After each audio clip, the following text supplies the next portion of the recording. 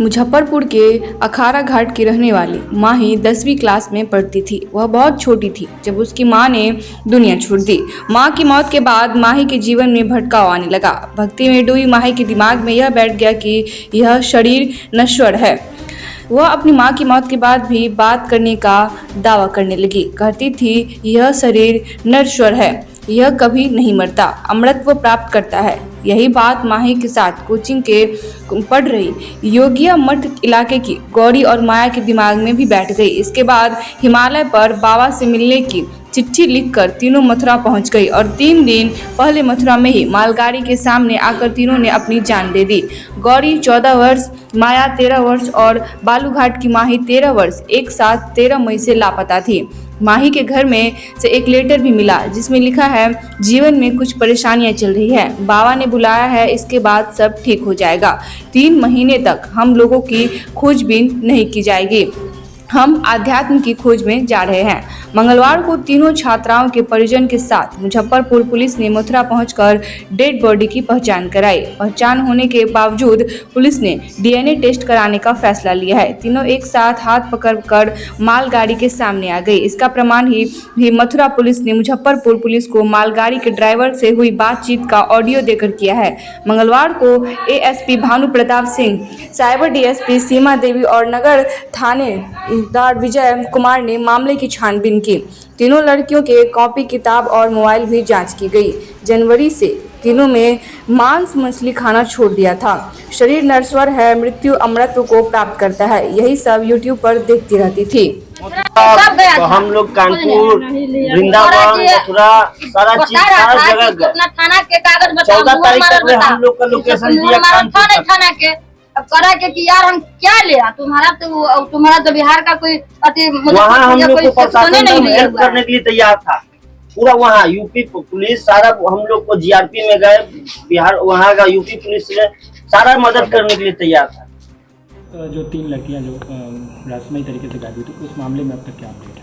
जोगिया मठ से 3 बच्चियां गायब हुई थी। उनमें से हम लोगों ने एफआईआर रजिस्टर किया है और हमारी अभी कुछ दिन पहले एक डेड बॉडी, 3 डेड बॉडी हम लोग को मथुरा में मिली थी और उन 3 डेड बॉडी में से सत्यापन के लिए हम लोगों की एक टीम उनके पेरेंट्स के साथ में मथुरा गई हुई है। और वहाँ पर अभी क्योंकि वो बॉडी बहुत ज़्यादा टाइम हो गया है और गर्मी का भी टाइम है, तो अभी बॉडी काफ़ी ज़्यादा डिकम्पोज हो गई है, तो फिजिकली उनका वेरिफिकेशन करना पॉसिबल नहीं हो पा रहा है। तो हम लोगों ने इसलिए सारी डेड बॉडीज़ का हम लोग वहाँ पे डीएनए प्रिजर्व करेंगे ताकि जो उनके पेरेंट्स हैं उनके साथ में डीएनए का मिलान कर सकें और ये वेरीफाई हो सके कि ये जो डेड बॉडी मिली है उन्हीं बच्चों की है जो गायब हुई हैं।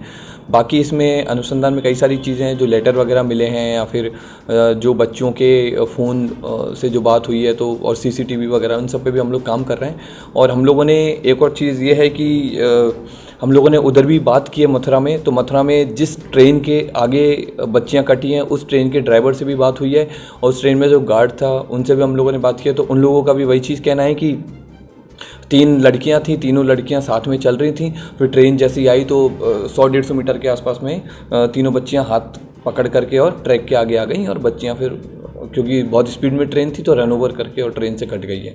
तो कहीं भी इसमें मर्डर का और उसका मामला नहीं है, ये आत्महत्या का मामला है और इसका वहाँ के ट्रेन के ड्राइवर ने सत्यापन किया। और क्यों लड़कियों ने आत्महत्या किया इस पर अभी हम लोगों का अनुसंधान का विषय है, तो इस पर हम लोग अभी काम करेंगे। जो टेक्निकल एविडेंसेस अब तक मिले हैं उसमें क्या चीज़ सामने है? और टेक्निकल एविडेंस में अभी तक ये चीज़ सामने आई है कि बच्चियां गई हैं, लेकिन कैसे गई हैं, किस तरह, क्योंकि बच्चों का फ़ोन लगातार बंद था। 14 तारीख के बाद में हम लोग भी जब से कंप्लेन मिल रहा था तो सब लोग उसको फॉलोअप कर रहे थे, तो कहीं भी बच्चियों का टेक्निकल कि बच्चे मथुरा में गई है उसका हमारे पास में अभी तक लोकेशन नहीं आ पा रहा था।